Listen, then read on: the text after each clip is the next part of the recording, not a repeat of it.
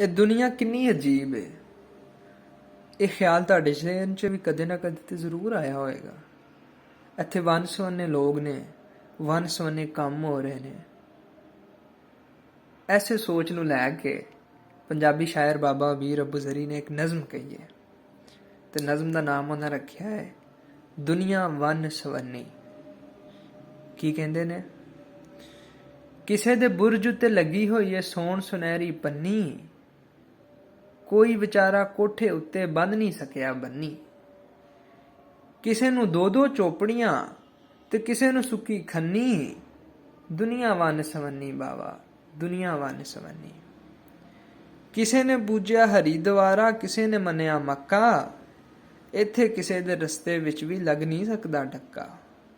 ਕਿਸੇ ਨੇ ਮੂਰਤੀ ਪੂਜੀ ਬਾਵਾ, ਕਿਸੇ ਨੇ ਮੂਰਤੀ ਭੰਨੀ, ਦੁਨੀਆ ਵੰਨ ਸਵੰਨੀ ਬਾਵਾ, ਦੁਨੀਆ ਵੰਨ ਸਵੰਨੀ।